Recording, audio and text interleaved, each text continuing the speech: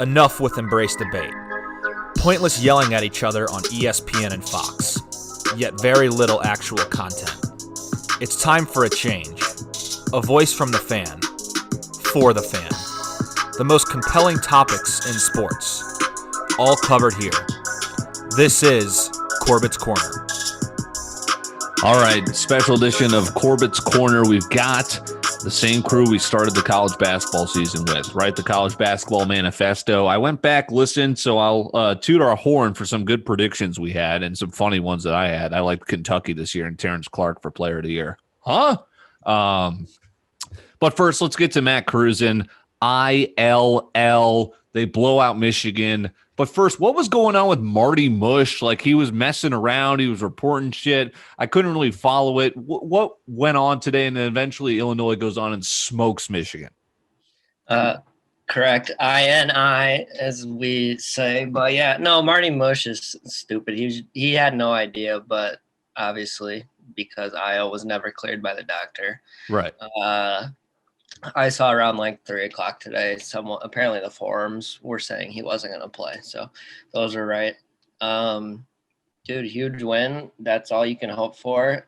Even though Io didn't play, he definitely had an impact on this game. He's been the culture he's building, keeping guys accountable. He's right there in every single huddle. Trent Frazier, I've been saying it all year, or at least recently, he's going to get his number up in the rafters right next to Io. Illinois doesn't retire numbers. They put guys' names and numbers up there. Anyway, he came to Illinois. He was committed to Gross, him and DeMonte Williams. Gross got fired, but they stuck with Underwood. A bunch of guys transferred out. They were there from day one. Io comes the next year, and Georgie, then Kofi the year after. And it's just been the whole package this year.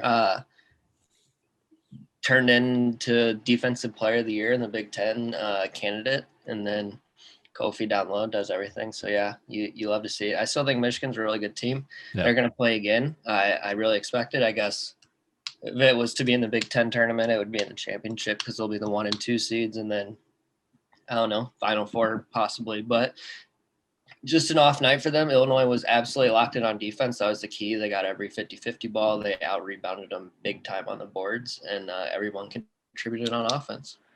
So there was one of the nice calls from the preseason. You had that marked from the get-go, Illini as one of the top seeds. Bracketology, that's got to be a lock, right, barring a collapse in the Big Ten tournament.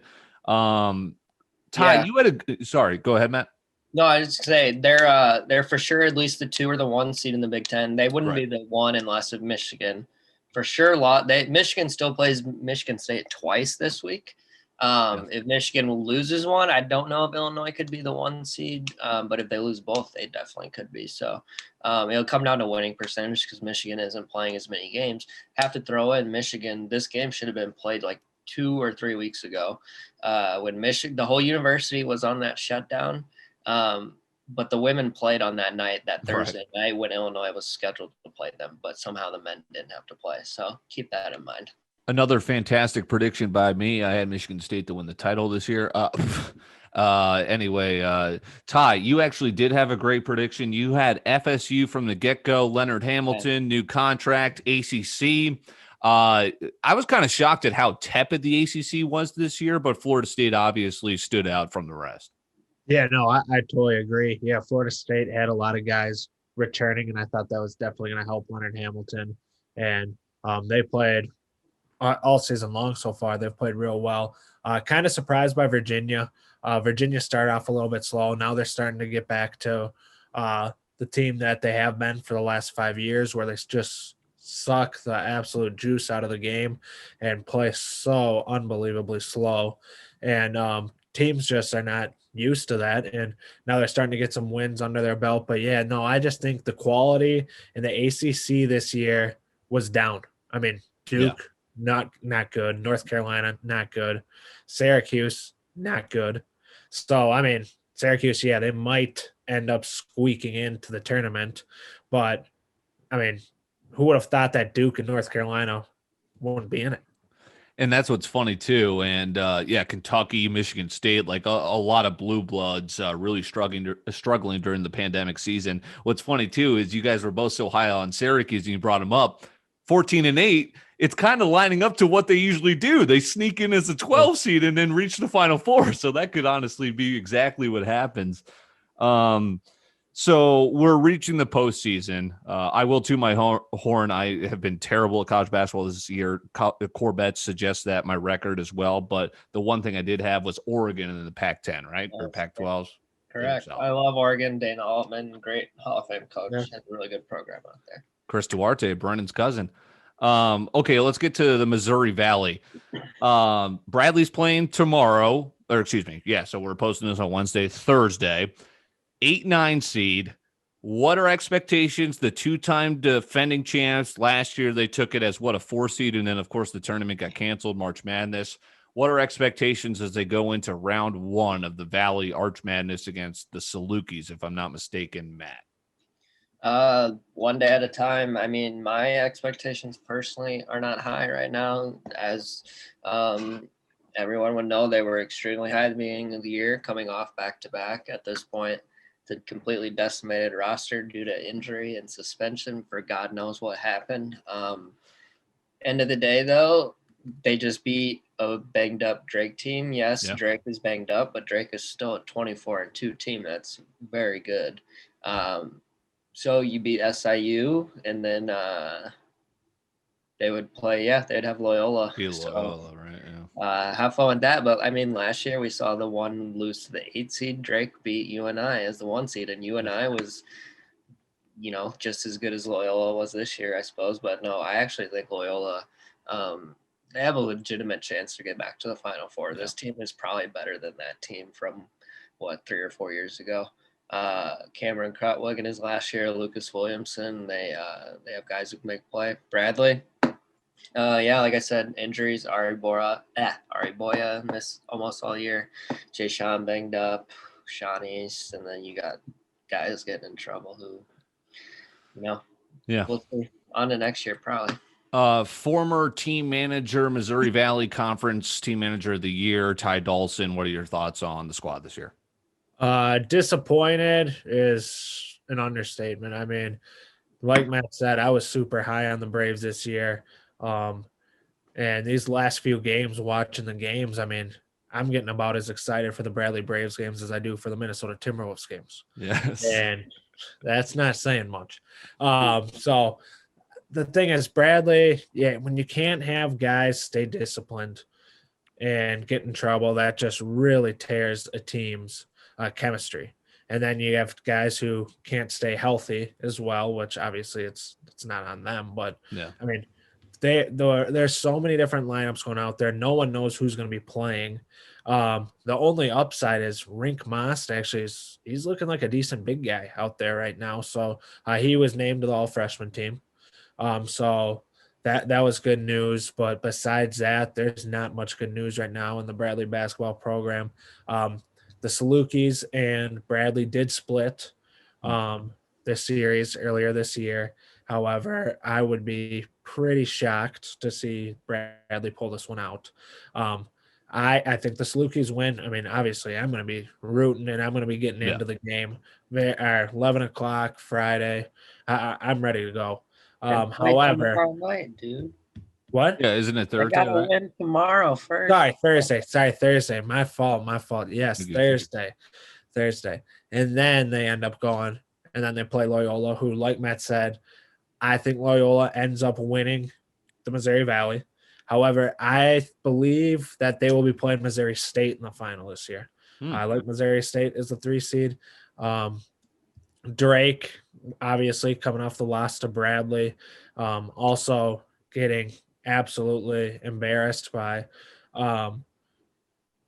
Loyola earlier once. Now, they did end up winning the second time that they played, if I'm not mistaken. And but no, I just think Missouri State, they got 2 guys who were named to the Missouri Valley conference team. And no, I just think that they're going to be able to beat Drake and get to Loyola. And then I think Sister Jean's going to be having a little magic there. for the Ramblers. There you go. So that's your bracket prediction. I was going to ask you, Matt, you highlighted on Loyola. Is there another dark horse that you could see your Missouri State, so to speak? I think I saw Lunardi had, what was it, Drake last four in, last four out? Yeah, so obviously they had that incredible against the number and undefeated record, and then obviously dropping some late here. I think Drake can definitely get there to the final. I don't know if they beat Loyola. They are getting healthier. They should get Shaquan Hemphill back. Roman Penn was first team all conference. He's done for the year.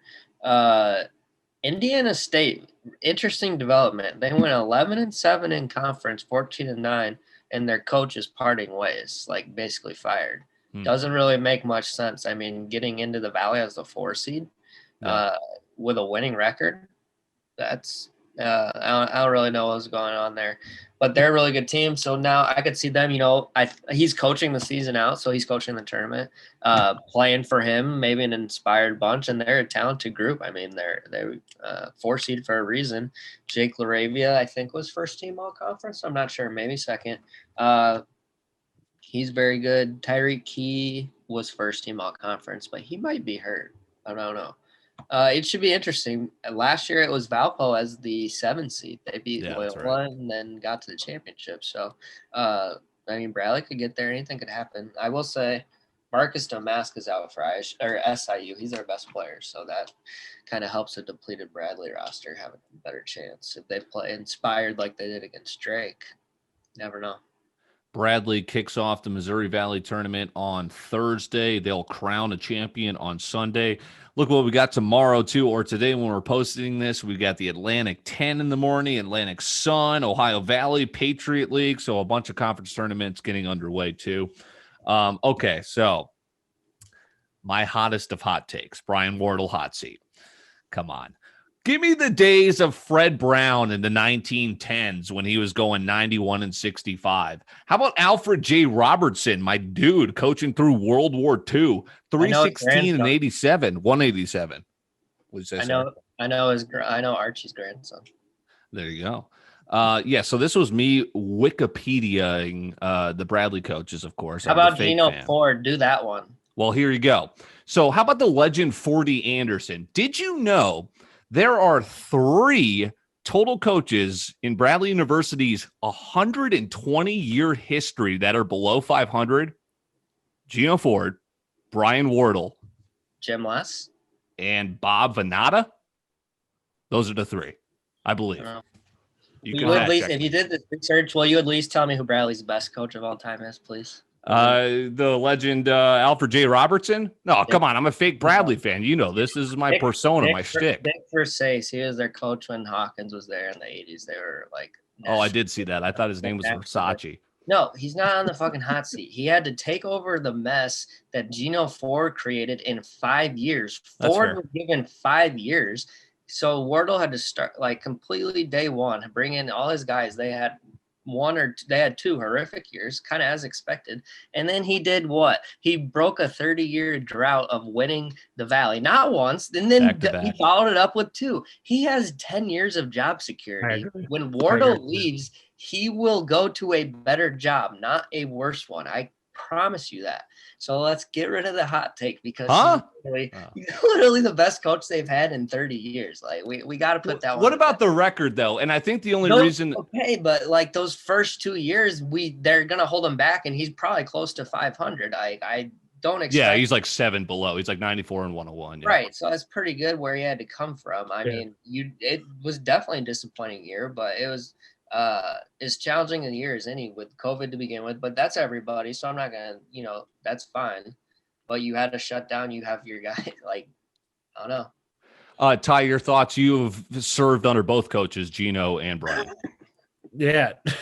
No, thank you. Both of them great guys. Let's just put it that way.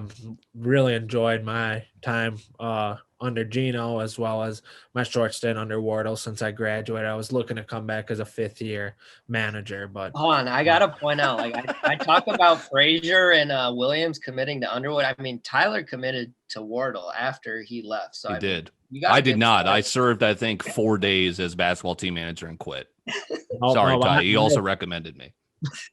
I did. No, I stuck it all the way out, and no, I enjoyed every single minute of it.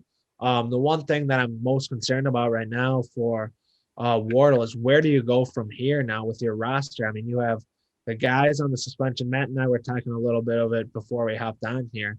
I mean, I'm assuming Eli's not coming back. Nolan probably not coming back. Kingsby not coming back. Now those are three guys where, I mean, he probably wasn't. He was probably assuming at least two of the three were going to come back.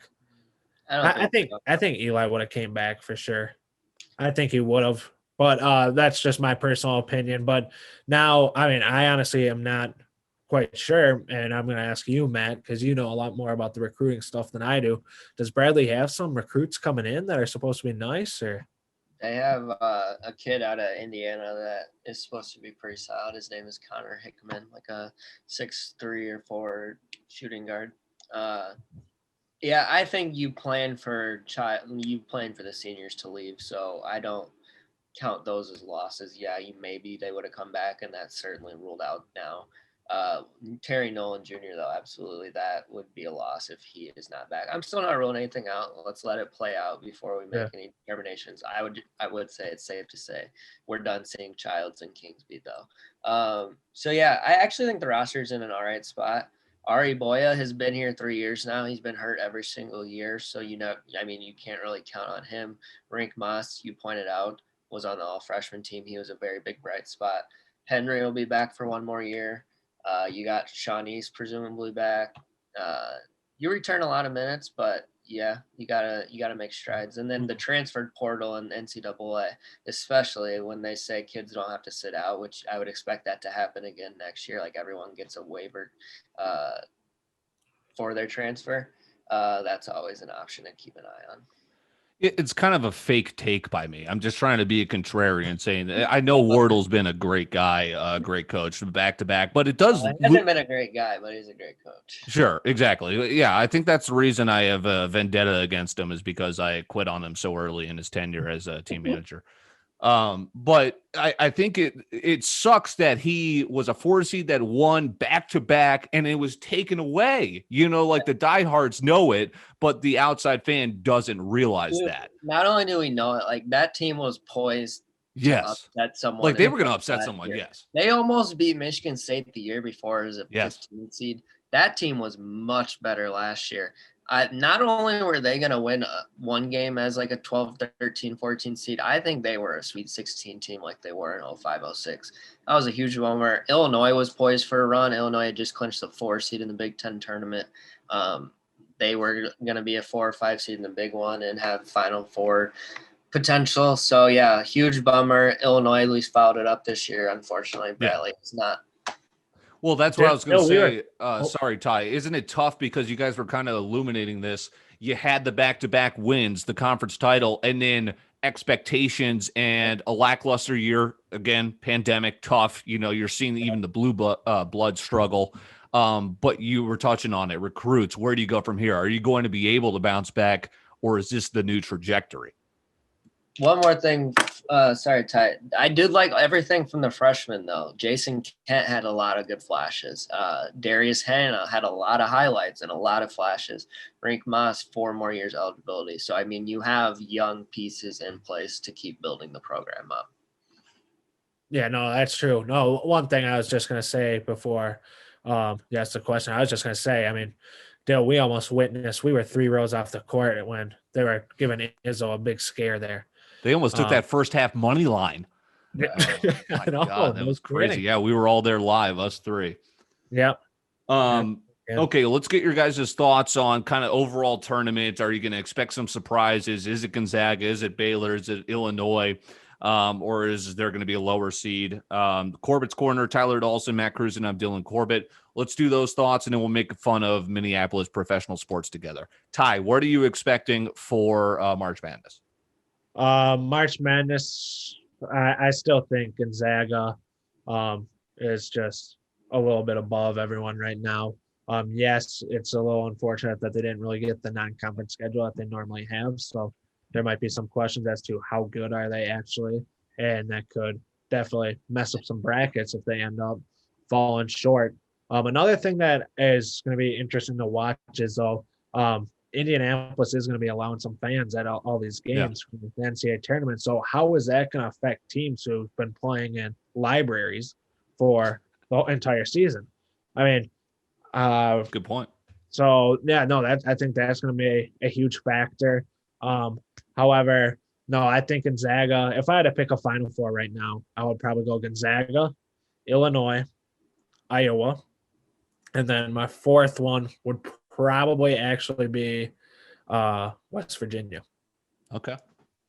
I like it. Matt, I think I'm going to officially latch myself onto the coattails. I'm an ILL or INI fan. As you said it, I will be rooting for them this tournament. What are you expecting as a pretty much a 1 seed? And then you're looking at Gonzaga, Baylor, etc.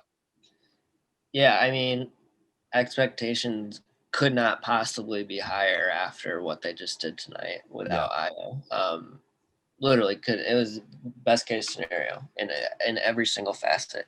So that's ultimately going to set me up for some brutal heartbreak or more excitement. But I did say before they played today, I said this. It was actually Gino. We were breaking down the game. I said because I was like, I don't think Iowa's going to play tonight. And I'm like, there's bigger games and more important wins ahead. So yeah, it'd be great if they win tonight. But if they don't, it's okay. They're gonna play Michigan again. I think they're gonna play Iowa in the Big Ten semifinal, most likely. Like bigger things are ahead.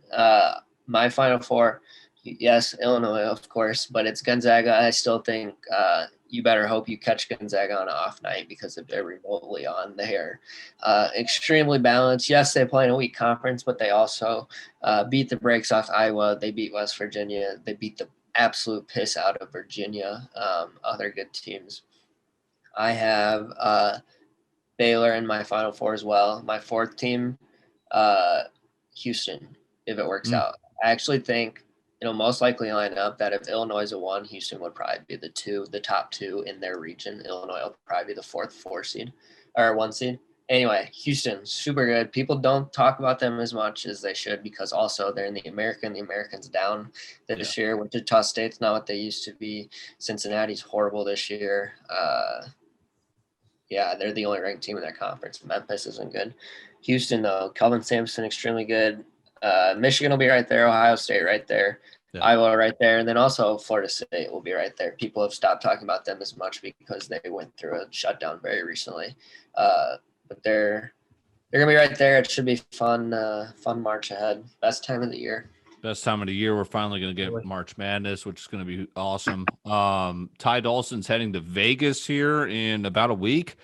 I like Baylor, Illinois. Gonzaga always worries me because they're the last undefeated team right in there. That worries me of like Wichita State. You'd rather them take a loss in the regular season to get it out of the way, no doubt. Kansas and Villanova is like a 3 or 4 seed, always kind of scares me. But I'm excited.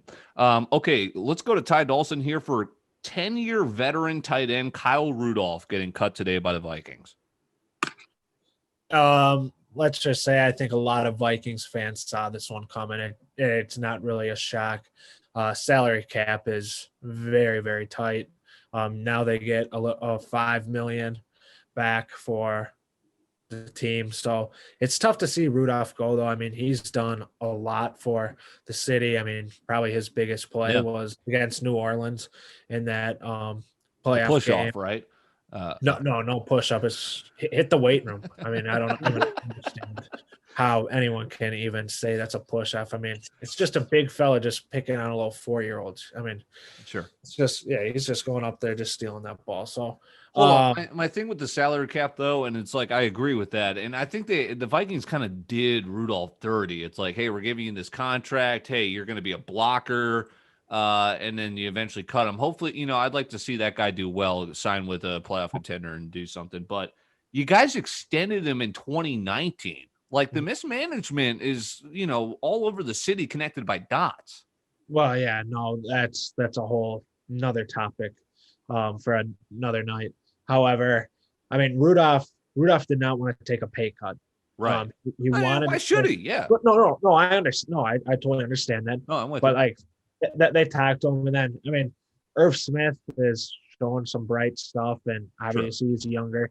He's a little bit more electric. He's can get up and down the field a little bit more. But then you lose the veteran status of Rudolph, and Rudolph's done so much for the city too, especially at like the children's hospitals and stuff like that. And he's been nominated for Man of the Year by the Vikings several times. So it's tough for obviously not just the organization to lose him, but fans in the city. So yeah, no, definitely a sad day, but wish him the best in his future, and hopefully he has a good solid career, but not on any NFC North team, that's for sure. Right. Speaking of NFC North, Matt, do you have thoughts on Rudolph, Vikings, and what about the Bears flirting with Alex Smith, specifically Nagy? It's a bad day for the city of Minneapolis anytime you lose a Golden Domer like Kyle Rudolph. No, actually, in all seriousness, he did like a ton off the field for the community. He's very well revered. Bears, they'll find a way to do something stupid. Yeah, I mean, no, Alex Smith is actually, probably going to be the quarterback some way or another. So, right. No, it's Illinois season, dude. I'm not like yes, okay, that's fine. That's fair. Good vibes only. No, I actually will say something. It was an interesting article. It's right on the head. It's like Nagy and Pace are on their last year of their deal. They were brought back with one more year left. They just weren't fired. They probably should have been. They could mortgage the future, because if they don't and get a quarterback, they're not going to be here anyway. That was the point of the article. If you have the same quarterback room with Nick Foles or Alex Smith or Mitch Trubisky, you're not going to be better than an 8-8, and you're going to get fired. Like, you're not going to be brought back. But if you sell 4 first-round picks, bring in a quarterback, if it still doesn't work out, yeah, you might get fired, but you're not having to deal with that mess anymore. You get your quarterback and you figure out how to replace no first-round draft picks, or you get fired. It's your choice. So it's a gamble. Stan Van Gundy did this to the Detroit Pistons. I think it was a month before he got fired. He traded like a ridiculous amount of assets for Blake Griffin, who hasn't had a dunk in a year and a half. He gets canned. Now he's with the Pelicans. Set the franchise. You see where the Pistons are at. Okay, so we'll get you guys out of here on this. Charlotte Hornets +1 at the T-Wolves tomorrow. Are we going 0-5? Chris Finch. Yeah, you do it until it stops. I totally agree. Yeah, I mean that is just laughable that the Wolves are favored right now. Absolutely laughable. That's pretty damn funny. We'll see.